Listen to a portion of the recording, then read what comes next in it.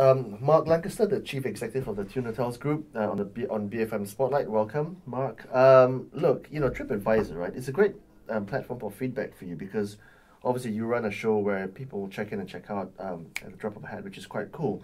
But they don't stick around to give you their feedback, and TripAdvisor is quite cool because it tells you about how guests complain about the maps of Gibraltar on the bedsheet, or about how the dust mats are disintegrating. When you see feedback like that, what you do with it? You got to act upon it. I mean, you're absolutely right. One of the key things is because people can check in, check out, and actually sort of exit the property really quite rapidly. Without so much as a buy your leave. Yeah. Right. I mean, what we do is we invite people to fill in the guest comment form. Which they never do, or do they? Well, about a good sort of 70% do. Right. Which actually is very valuable in its own right. But for the ones who are rushing for a flight or really got to sort of shoot out as rapidly as possible, we don't get the feedback from them. So online reviews, sites like TripAdvisor, there's a whole bunch of others, the Chinese sites which are just purely in mainland China, French sites, German sites, so on and so forth. But TripAdvisor is one of the global leaders for reviews. So what's the most colourful comment you've ever received?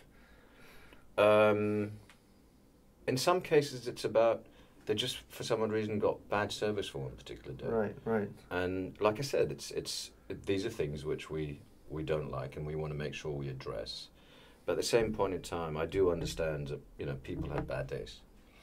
The key thing here is actually going back to that person and communicating with them in a substantive way and actually say, I'm sorry. If you don't, you've got to apologise first because people have paid good money to come and actually stay with you. And then hopefully try and interact with them to make sure that, you say, look, we'll try our level best to make sure this doesn't happen again. Okay, so Tune Hotels, you're a short stay hotel, right? Which then begs the question, and I'm going to ask you this with a smile on my face. I know what you're going to ask. And let me actually... How do you know what I'm going to ask without me even asking? Because I get asked it internationally. To which then your reply would be? We don't do hourly business. Right. Number one. Okay. We only sell rooms on the night. And that's not how those syndicates operate. Yeah. And let's go through it. When we first came up with the idea of Tune Hotels, we actually thought, hang on, budget hotels in Asia are known for nefarious activities. Dodgeramas. We don't want to do that business. How can we actually get ourselves out of that? Now, here's the reply to that, and we do it.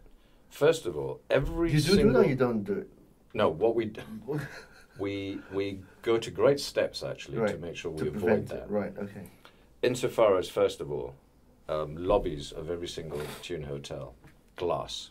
Right. That everyone can see inside, well-lit lobbies. Okay. So the first thing is, if you are unfortunately messing around on your wife or whatever, you don't want people sort of coming by, her best friend driving witnessing by and seeing this, right? Number one. Number two, we have CCTV cameras everywhere. We tell people about it.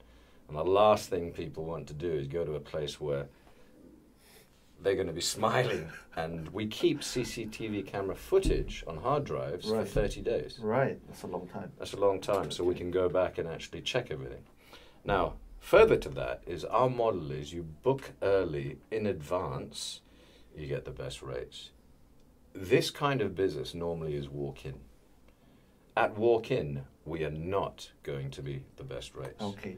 Now, Mark, your partners in business, Tony Fernandes and Kamarudin, Meranun, and, Kalimullah, Hassan, all without mentioning their honorifics, of course. When you get together and have a cup of coffee or a glass of single malt, what do you guys talk about? A number of things. One of the key things is we talk about how to grow the business. Okay, so you talk shop, in other words. We talk shop. When you don't talk shop, what do you talk about?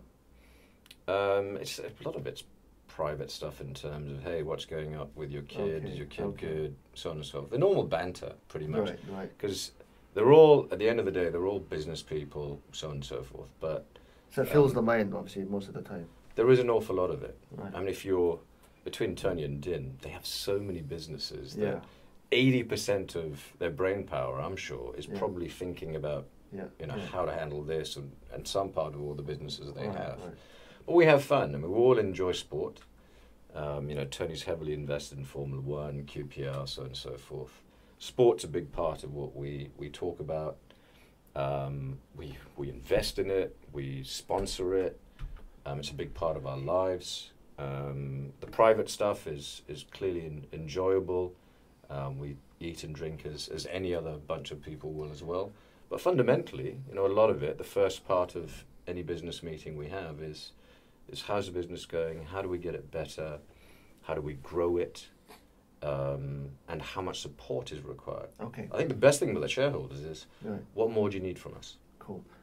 Last question, Mark. Ryan Giggs, obviously, because you guys are invested in football. He's not going to QPR. Having been reported to be betting his brother's wife, is that right? Yeah. But at the same time, 900 games for Man United, obviously a huge hero.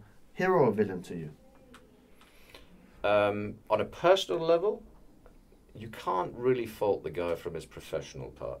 So I think you've got to do that. Okay. I mean, from what he's done for Manchester United, the guy's a star, and he's got another year on that. And he's a 38-year-old, for crying out loud. He's not a spring chicken. He's not a spring chicken, but he's fantastic at what he does. Personal level, hey, that's out of bounds. You do what turns you on. Fantastic. Genuine pleasure, Mark. Mark Lankester, Tune Group's hotel CEO, BFM Spotlight.